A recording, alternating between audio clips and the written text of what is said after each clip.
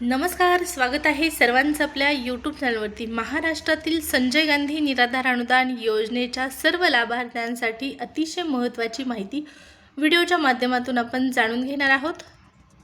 तर पहा, 2 हप्ते वाटप संदर्भातली माहिती आपण व्हिडिओच्या माध्यमातून पाहणार आहोत। आता हे 2 हप्ते कोणते आहेत, कोणत्या लाभार्थ्यांसाठी आपण ही माहिती पाहत आहोत, सर्व व्यवस्थितरित्या समजून घेण्यासाठी व्हिडिओला फक्त कंटिन्यू करा।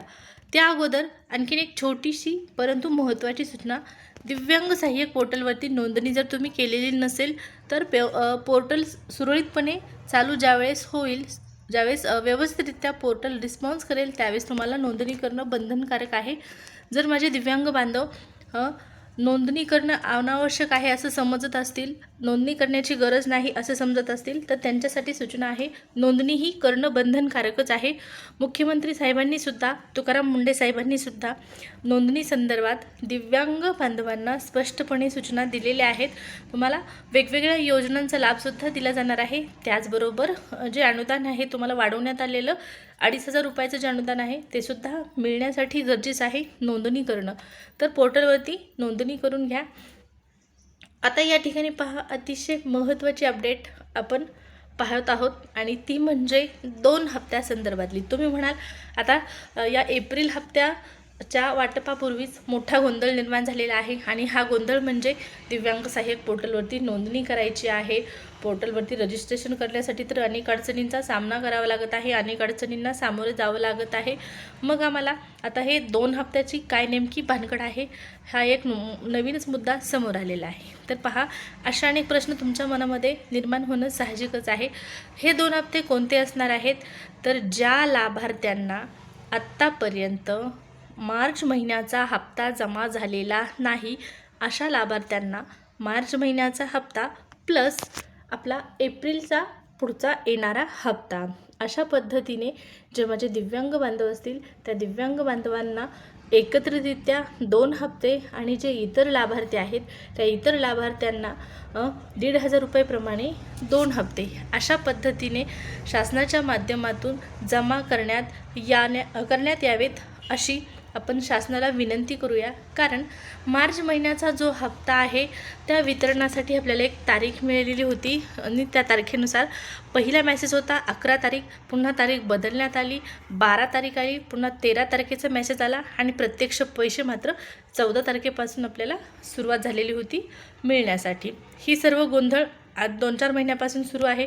एक तारीख देण्यात येते, ती तारीख बदलते, पुन्हा 3ऱ्याच तारखेला पैसे येतात। हा सर्व गोंधळ बऱ्याच दिवसांपासून सुरू आहे। परंतु सगळ्यात महत्त्वाचं आहे, पैसे आपल्याला 1 दिवस लेट का होईना, 2 दिवस लेट का होईना, पण वेळेवर म्हणजे जेवढी रक्कम आहे ती मिळणं गरजेचं आहे। पण यातही असा गोंधळ होत आहे की बऱ्याच लाभार्थ्यांना पैसे मिळत नाहीत। उदाहरणार्थ मार्च महिन्याचा हप्ता, बऱ्याच लाभार्थ्यांना मार्चचा हप्ता आला नाही आणि सरकारकडून कारण देण्यात आलेलं होतं टेक्निकल इश्यू आहे आणि ट्रान्झॅक्शन फेल्ड अशा प्रकारचा मेसेज त्या ठिकाणी दाखवत आहे। त्यामुळे लाभार्थ्यांना पैसे जमा झालेले नाहीत अशा स्पष्टपणे सूचना सरकारकडून आपल्याला तिथं पोर्टलवरती पाहण्यास मिळालेल्या आहेत। मग आता हे ट्रान्झॅक्शन जे फेल झालेलं आहे, मागच्या महिन्याचं जो तुमचं ट्रान्झॅक्शन बाकी आहे त्यामध्ये एप्रिलचा हप्ता ॲड होऊन तुम्हाला पैसे आले पाहिजेत नियमानुसार। परंतु पहा, बऱ्याच दिवसापासून नेमका गोंधळ कुठं होत आहे, नेमकं पाणी कुठं मुरत आहे हे देखील जाणून घेणं महत्त्वाचं आहे। काही गोष्टी पहा, लाभार्थ्यांना इतक्या डिटेल स्वरूपात माहीत नसतात। आता सरकारकडून पैसे मात्र निधी मात्र मंजूर केला जातो, पण प्रत्येक महिन्यामध्ये बऱ्याच लाभार्थ्यांना पैसे मिळत नाहीत। मग ज्या लाभार्थ्यांना पैसे मिळत नाहीत त्या लाभार्थ्यांचे पैसे नेमके जातात कुठे, एकतर त्यांना पुढच्या महिन्यामध्ये ते पैसे ॲड होऊन तर येतच नाहीत, हा एक आपण पाहिलेला इथून नावाचा सर्व विषय आहे। पण एप्रिलमध्ये हे यायला पाहिजेत, कारण ट्रान्झॅक्शन फेल्ड हा टेक्निकल इश्यू होता। मग तुमचं ट्रान्झॅक्शन त्या ठिकाणी आणखीनही सेव्ह असायला पाहिजे, जे तुमच्या खात्यामध्ये जमा झालेलं नसेल आणि एप्रिलचं ॲड होऊन ते तुमच्या खात्यामध्ये जमा व्हायला पाहिजे। पण जर गोंधळ असेल तर मात्र हे पैसे येणार नाहीत, हा सुद्धा मुद्दा लक्षात घेण्याची गरज आहे। पण प्रत्यक्षामध्ये हे पैसे यायला पाहिजेत, कारण एप्रिलचा हप्ता, मार्चचा हप्ता त्या अगोदरचे बरेच हप्ते लाभार्थ्यांना जमा झालेले नाहीत. एप्रिलच्या हप्त्यासंदर्भात हा गोंधळ व्हायला नको आहे. मार्चचा सुद्धा हप्ता लाभार्थ्यांना यायला पाहिजे. असं नाही की फक्त दिव्यांग लाभार्थ्यांनाच मार्चचा हप्ता आला नाही, तर माझे जे इतर निराधार बांधव आहेत, मग विधवा महिला भगिनी असतील, वृद्धापकाळ योजनेचे लाभार्थी असतील किंवा इतर लाभार्थी असतील, या सर्व लाभार्थ्यांना मार्चचा महिनासुद्धा बऱ्याच लाभार्थ्यांना आलेला नाही. साहजिकच इतर लाभार्थ्यांना 1,500 आणि जे दिव्यांग बांधव आहेत त्यांना वाढीव अनुदान 2,500 रुपये अशा पद्धतीने 2 हप्ते एप्रिलमध्ये जमा करायला पाहिजे शासनाच्या माध्यमातून. आता मुख्यमंत्री साहेबांनी घोषणा केलेली आहे अधिवेशनामध्ये की दिव्यांग व्यक्तींसाठी जे पोर्टल सुरू करण्यात आलेलं आहे त्या पोर्टलवरती नोंदणी करा. भविष्यामध्ये डिजी लॉकर स्वरूपाची त्या ठिकाणी तुम्हाला एक सुविधा प्राप्त करून दिली जाणार आहे. नोंदणी आवश्यक आहे. हे सर्व गोष्टी क्लिअर आहेत, परंतु सर्व गोष्टी कुठं संपतात? प्रत्येक महिन्याचा हप्ता सर्व निराधार बांधवांना वेळेवर जमा व्हायला पाहिजे. जरी वेळेवर पैसे जमा झालेले नसतील, 1-2-4 दिवस उशिरा जरी पैसे येत असतील, तरी पण सर्वांना जमा होणं हा खूप महत्त्वाचा मुद्दा आहे, खूप गरजेचा मुद्दा आहे. कारण मी वारंवार प्रत्येक व्हिडिओमध्ये सांगण्याचा प्रयत्न करते की या इतर योजनांच्या तुलनेमध्ये आपली संजय गांधी निराधार योजना जी आहे ती खूप खूप खूप महत्त्वाची आहे.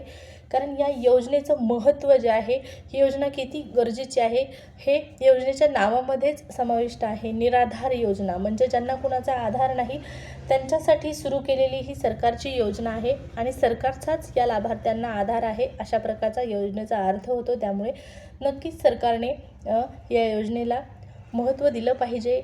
माझं म्हणणं असं नाही की इतर योजनेच्या लाभार्थ्यांना गरज नसते. प्रत्येक योजना ही महत्त्वाची आहे आणि नागरिकांच्या कल्याणासाठीच ती सुरू केलेली आहे. त्या गोष्टी म्हणजे जी योजना आहे त्या विभागानुसार त्या व्यक्तींच्या ह्याच्यानुसार ती योजना गरजेचीच आहे. परंतु एक विचार केला, तुलनात्मक विचार जर केला तर संजय गांधी निराधार योजना ही सगळ्यात वरती असायला पाहिजे असं मला वाटतं. तुम्हाला काय वाटतं? नक्कीच तुम्ही सांगा. त्यामुळे मागील महिन्याचे जे हप्ते आहेत ते तुम्हाला मिळण्यासंदर्भात तुम्ही देखील काही तरी या ठिकाणी पुढे येऊन करण्याची गरज आहे. नुसतं शांत बसून काहीही होत नाही. तुमचं म्हणणं सरकारपर्यंत तुम्हाला पोहोचवायची गरज आहे. लेखी स्वरूपात पोहोचवा, परंतु तुमचं सरकारपुढे म्हणणं मांडायला शिका, जेणेकरून तुम्हाला व्यवस्थितरित्या योजनांचा लाभ मिळण्यासाठी मदत होईल. तर पहा, आता आपण एप्रिलच्या हप्त्याच्या वाटपासंदर्भातली माहिती पाहूया. एप्रिलचा जो हप्ता आहे तो आणखी वाटप करण्यासंदर्भात कुठल्याही पद्धतीची तारीख वगैरे नोटिफिकेशन वगैरे आलेलं नाही, परंतु अंदाजितपणे एक 5 तारखेच्या आसपास नोटिफिकेशन किंवा सूचना येण्याची शक्यता आहे आणि 10 तारखेच्या आसपास पैसे जमा होतील असा एक अंदाज आहे. पाहू आता कधीपर्यंत ही प्रोसेस सुरू होते. जशी प्रोसेस सुरू होणार आहे तसं आपण तुम्हाला कळवणारच आहोत. त्यामुळे सबस्क्राईब करायला विसरला असाल तर सबस्क्राईब करून ठेवा. ही माहिती आवडली असेल तर लाईक करा. भेटूया पुढच्या व्हिडिओमध्ये. धन्यवाद.